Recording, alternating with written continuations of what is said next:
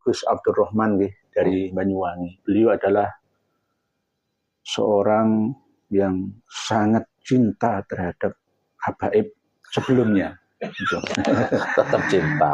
Tetap cinta antar sesama umat manusia, antar sesama umat Islam.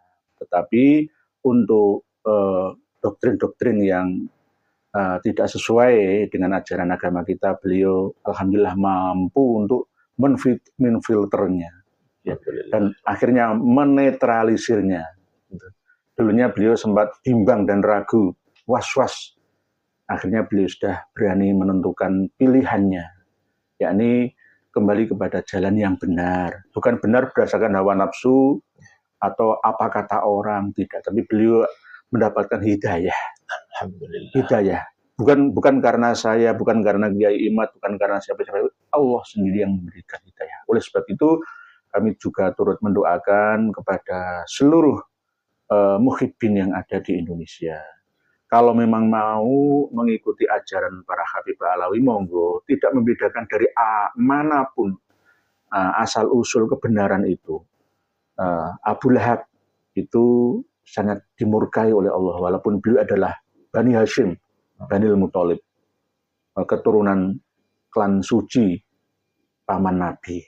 Tetapi karena terkutuk, tabat siyada Abi Lahabi wa tab ma aghna anhu maluhu wa ma kasab sayasla naran dzata lahabi wa imra'atuhu hammalatal hatab fi jidha hablum min masad.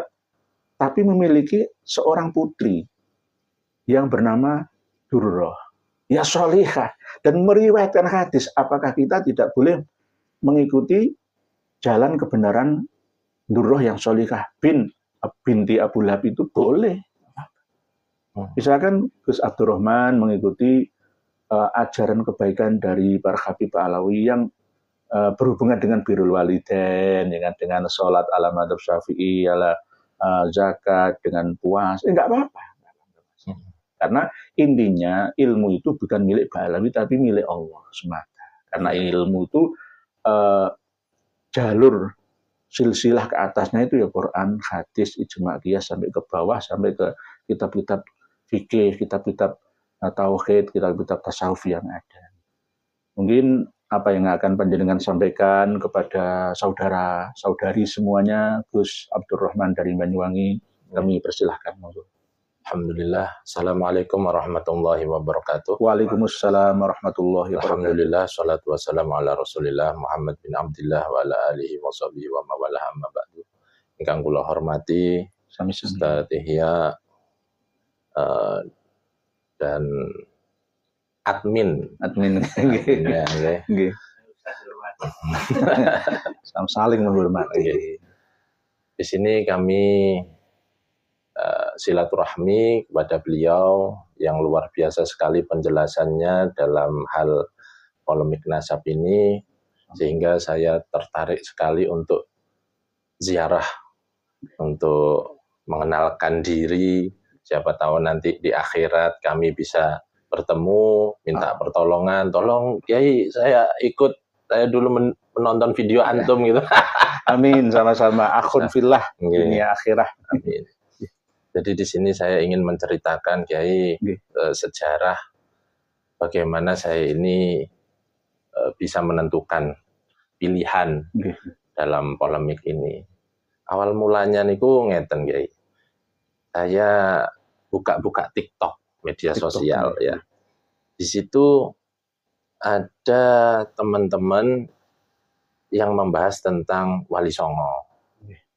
Nah, kebetulan saya memiliki anak yang mana istri saya itu di kampungnya itu masyhur sebagai keturunan Sunan Giri. Gitu. Nah, saya sebagai bapak kepada anak saya ingin mulai mencatat supaya apa? Anak saya ini tidak kebingungan nanti mencari leluhurnya begitu.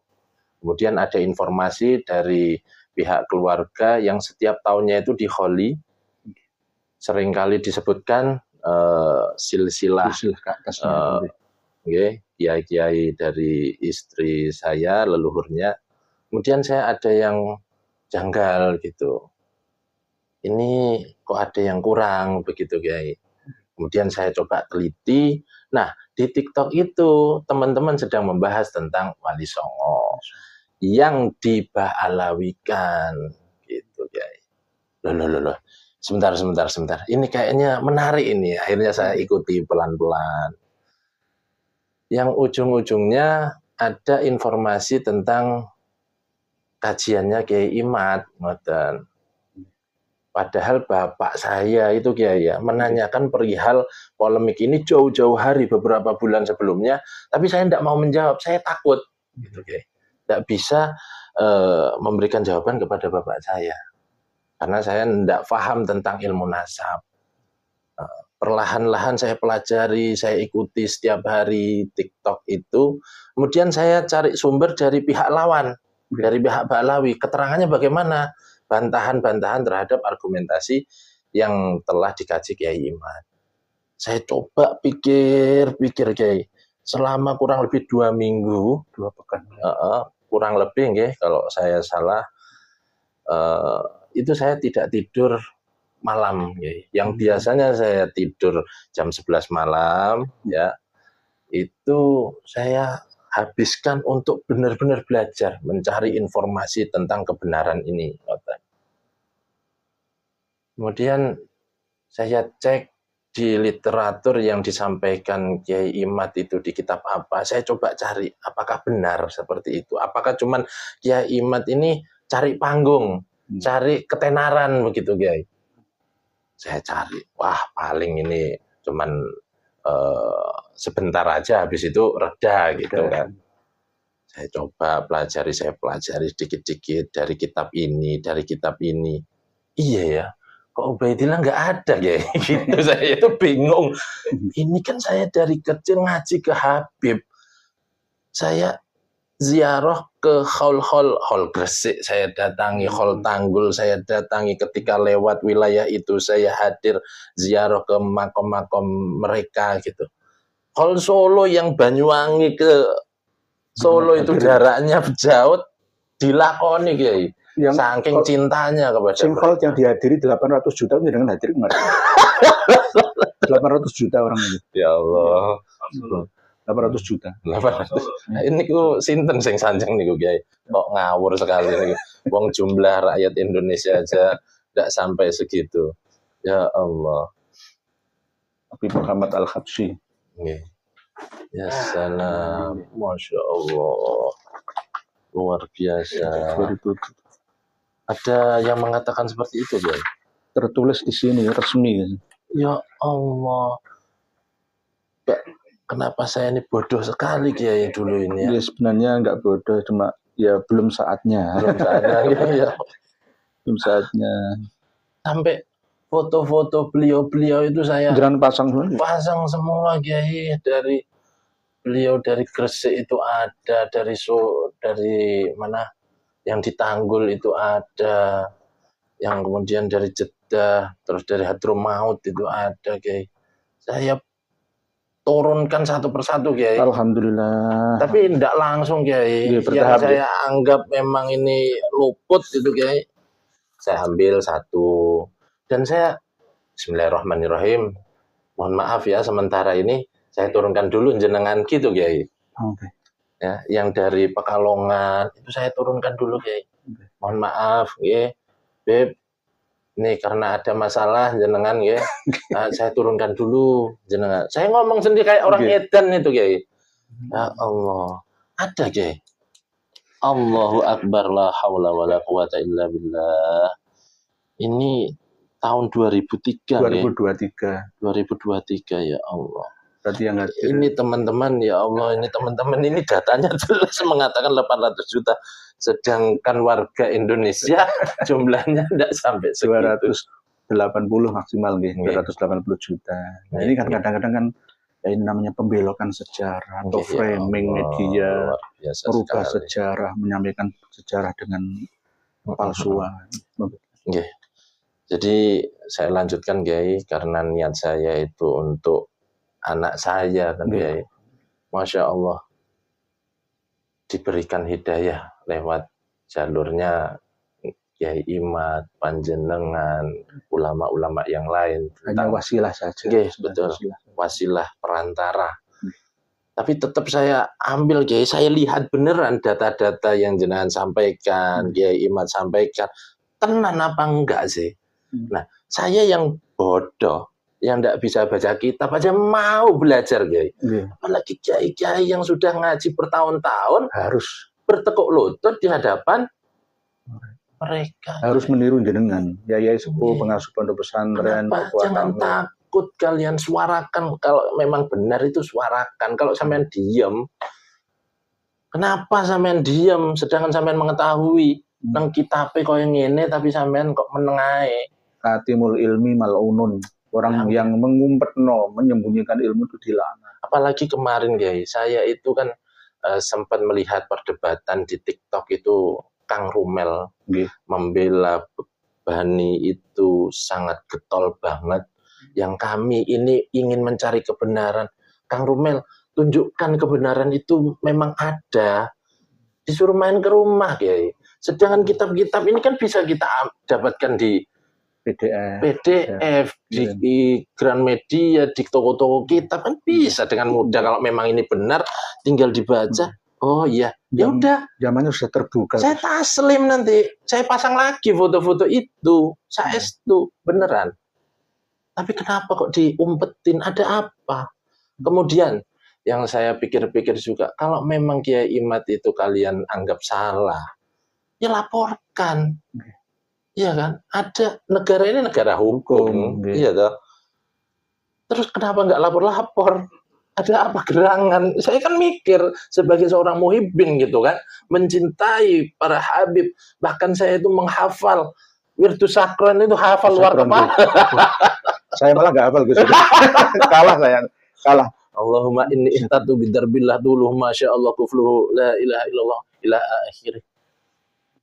Terus ini gimana, saya ini sudah menghafal begitu banyak wirid, kemudian mereka terputus nasabnya.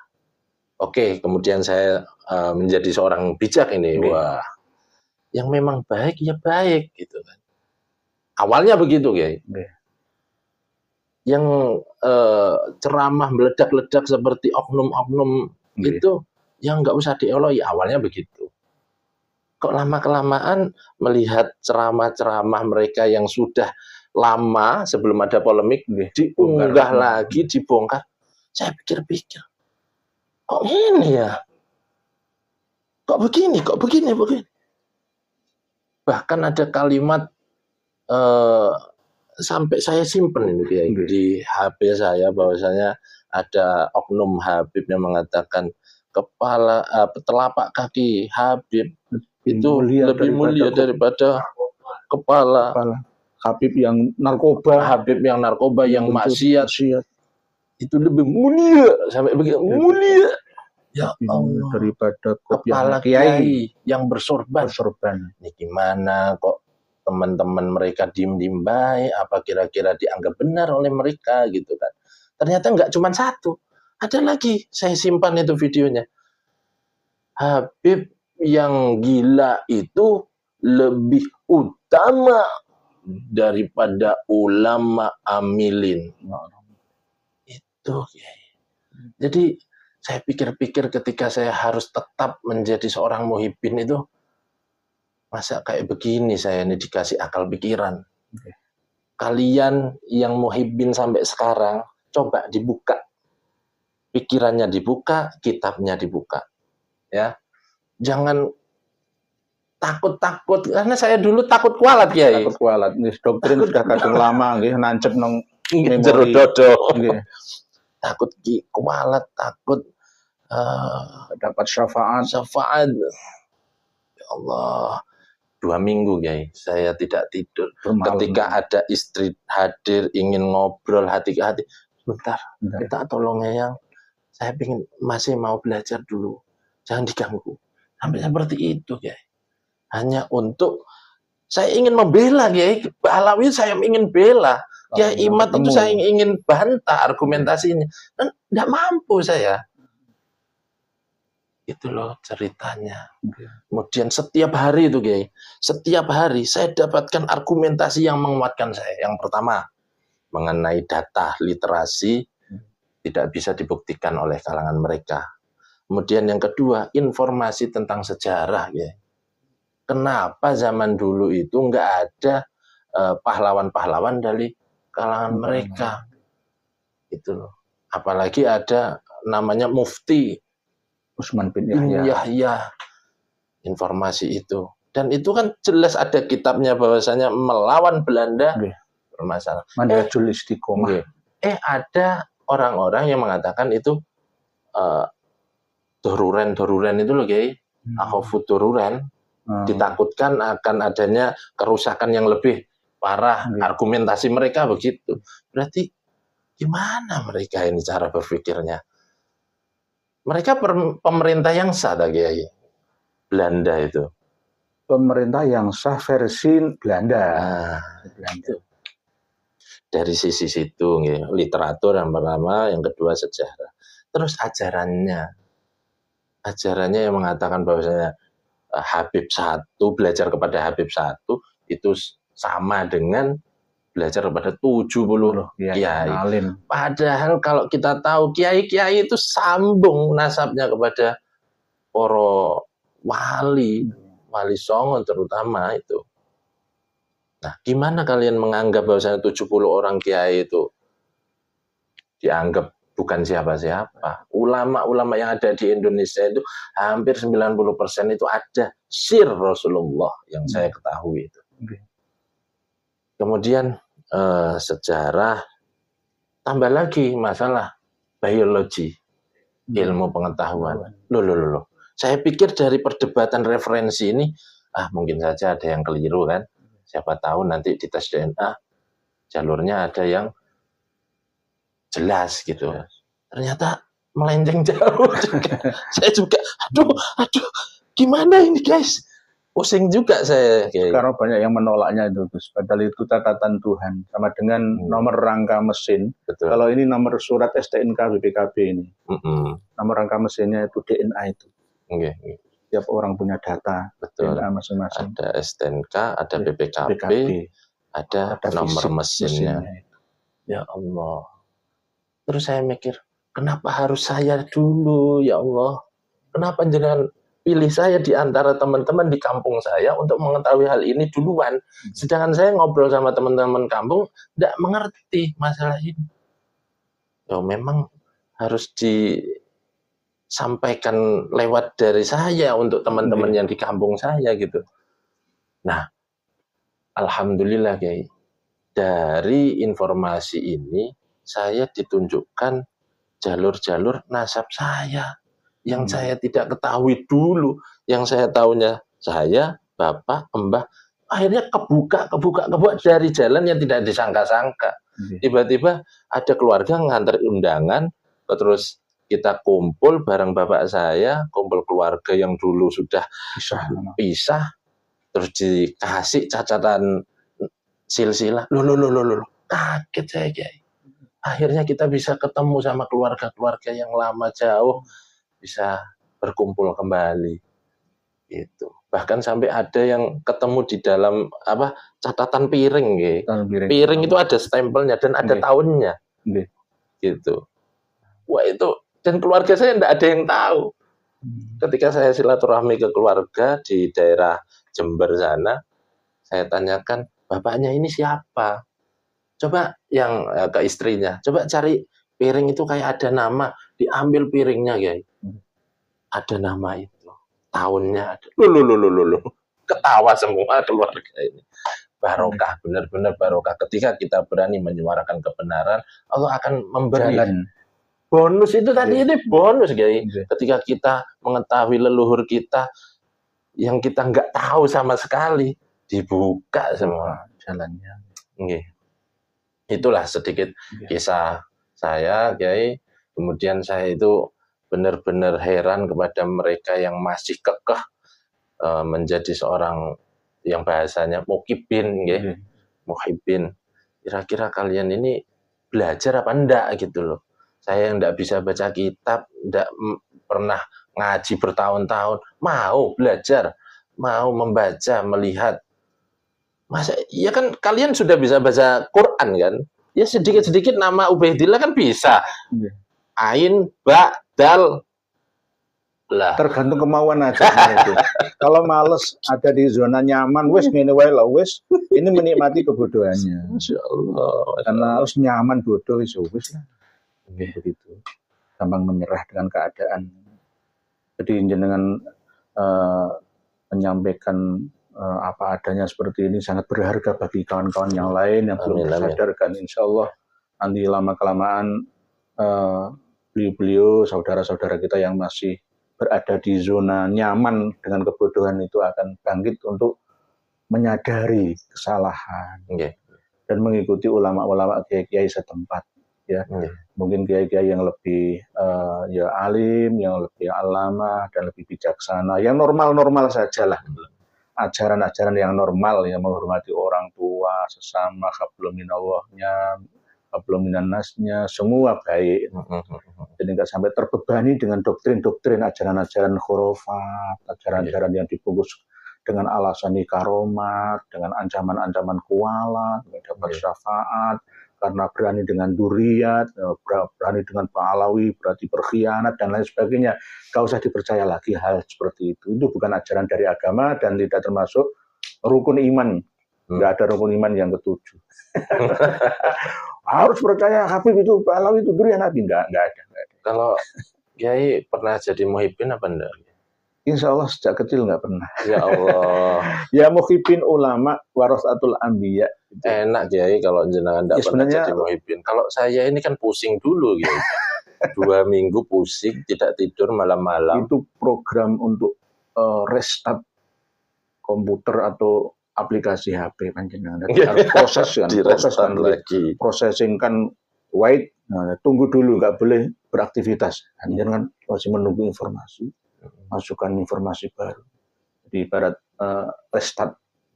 Terus saya yang heran juga, mereka kalau nggak suka ada dari pihak kita gitu, dipersekusi Kiai, digeruduk-geruduk gitu. Ya gitu.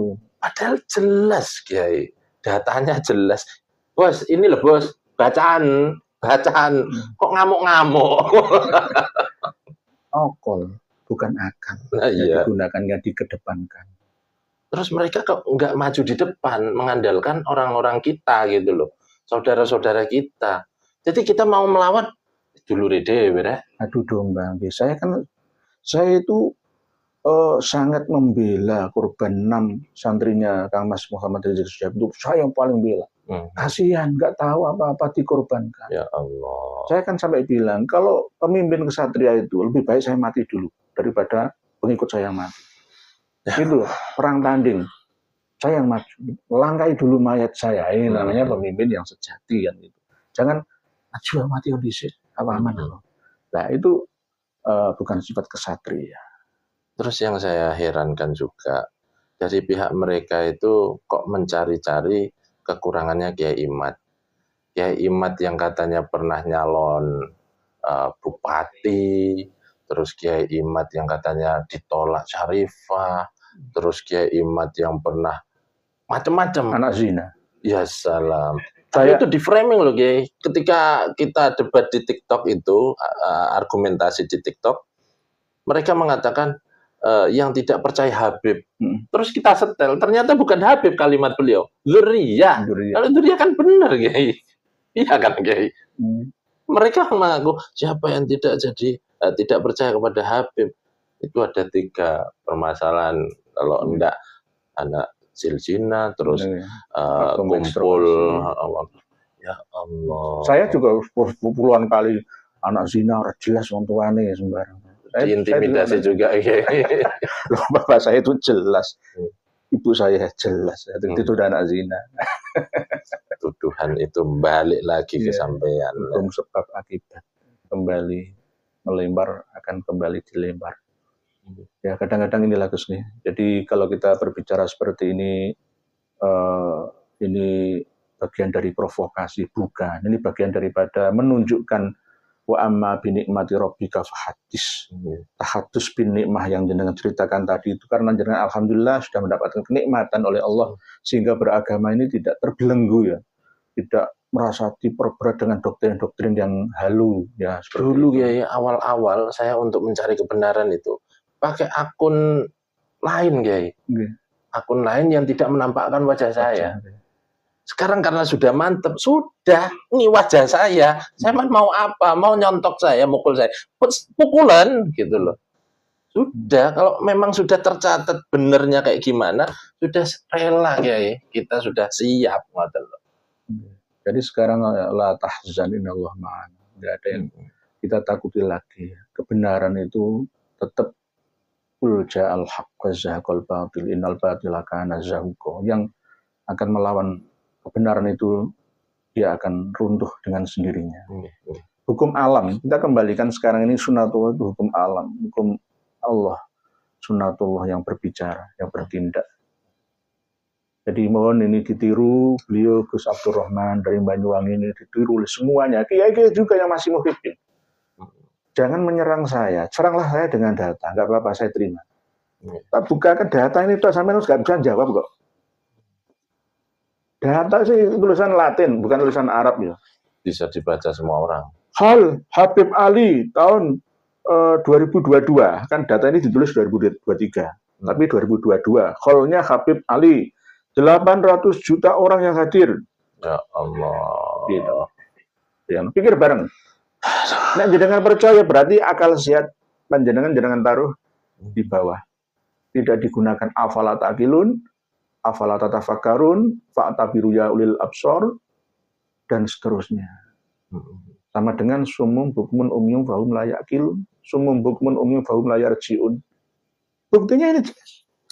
Ini yang nulis ini justru malah Badan Pusat Statistik Kota Surakarta. Tapi pasti ada campur tangan dari panitia.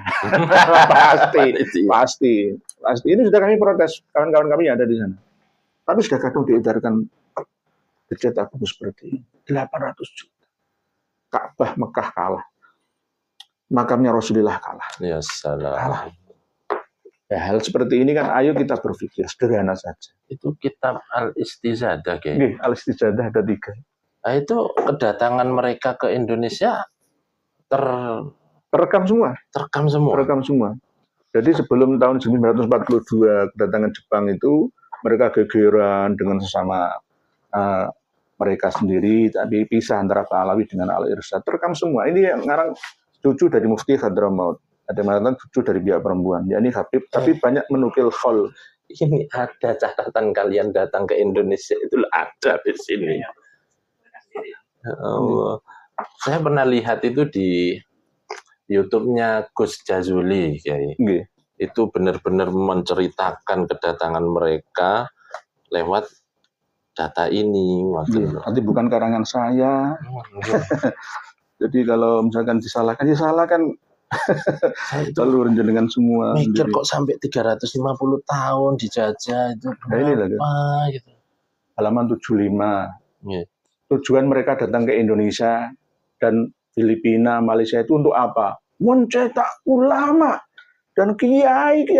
Baca. Amma awamilul hijrati, adapun tujuan utama hijrah, pindah dari Hadramaut ke Nusantara itu fa'amwa yang paling penting adalah doiku ma'isyati Hadramaut, sempitnya lapangan kerja, perekonomian yang ada di Hadramaut. Ada, guys.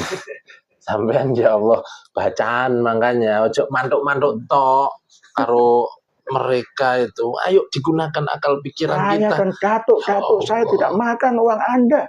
Saya datang ke Nusantara mencetak kiai dan ulama. Iya benar, kiai dan ulama yang pro Anda. Yang pro Habib Alawi itu. Yang mau diatur-atur versi mereka.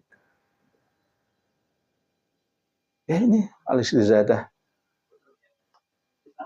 Habib Taufik kan? Kamu bawa apa? Gula 1 kilo itu kan datang tidak merampas harta Anda. Saya datang bersama datuk-datuk saya untuk mencetak ulama di Indonesia ini. Saya lihat di YouTube itu kayak pimpinan dari Pasuruan itu bilang Kiai yang dari Pacet itu loh, Kiai. Oh, nggih Pak Yai Asep. Nggih, kok Saifuddin gitu, Halim, ngoten nggih. lho. Dia orang Siwalan-Kerto. Nggih. Saya dari sini ya 2 kilo ya. 2 kilo. Pondok pesantren punyanya Pak Asep. Tapi yang Pacet itu yang terbesar. Nggih. Akhirnya meluap. Ya kita kan bisa membedakan ya. Maksud ada paling enggak saling menghormati kan bagus ya. Merendahkan orang di muka umum. Misalkan dengan saya rendahkan di muka umum, bagaimana perasaan? Tapi hebatnya Kiai Asep ya, udah santai. Justru Muhyiddin Kiai Asep yang marah gitu kan. Itu Allah, anaknya pendiri NU ya. Allah. Kayak Halim, kayak Abdul Halim itu bersama juga namanya Abdurrahman Halim. Abdurrahman Halim gitu. Kayak Halim itu sering dampingi Bayi Wahab Sepuh. Sama berjasa mendirikan Nahdlatul Ulama. Terus di framing ya pokoknya heran saya ya. Kenapa individunya Kiai Imad yang diurusi gitu. Nanti nyerang saya udah serang udah balik. Individu saya anak zina. Kecunguk, goblok, dan lain sebagainya matengnya. Jadi closing statementnya adalah bahwa ini beliau menceritakan apa adanya, tidak permintaan saya, tapi dari takhatus bin nikmahnya beliau Gus Abdurrahman Halim dari Banyuwangi. Subhanallah, sebagai contoh para muhibbin semua, baik yang berasal dari kalangan kiai ataupun santri, ataupun dari kalangan priai, semuanya. Ayo bangkit bersama, sadarlah bahwa doktrin-doktrin Marhabaib Ba'alawi itu tidak masuk di akal sehat kita. Tidak sesuai, ada sesuai tapi tidak banyak. Yang paling banyak itu adalah tidak sesuai dengan ajaran agama kita. Yang normal. Agama kita yang suci dan murni ini. Tidak ada yang ditakuti oleh mereka. Quran saja tidak ditakuti, hadis saja bisa dirubah. Sudah ada jelas manidda'a ila ghairi abihi wa ya'lamu annahu ghairu abihi wal jannatu alaihi haram. Jelas, tapi aku keturunan Kanjeng Nabi. Bahkan makam-makam tua itu bapakku, itu buyutku tak rubah semua dari buyutku kabeh. Coba bayangkan, pikir bareng. Jadi tidak hanya beliau Gus Abdurrahman Halim saja. Di sana alhamdulillah sudah banyak. Cuma pas di studio kami ini kami kedatangan beliau yang agung, datang ke tempat kita ini untuk menyampaikan apa adanya kepada panjenengan semua. Semoga ini buat pelajaran bagi saya juga. Alhamdulillah, walaupun saya sejak kecil tidak pernah jadi muhibbin habaib, tapi lebih hebat beliau, ya, lebih daripada saya, karena beliau mendapat cobaan yang besar. Proses restarting itu tadi. Pusing, pusing sekali. Proses untuk merestart keyakinan. Keyakinan yang sudah tertancap dalam memori lama itu sulit dirubah. Ada orang yang menghina Habib Rizik, Habib Bahar, gak terima saya, Kiai. Sekarang kok ternyata kayak gini. Memang sekilas ya, kalau lihat sekarang terbuka ya, terbuka. Oh ternyata kayak gitu ya. Ini lagi Kiai, terakhir ini Kiai. Saya dulu waktu pernah ngaji di Malang, ada ustadz kami yang mijitin gurunya. Menanyakan perihal tentang Gus Dur.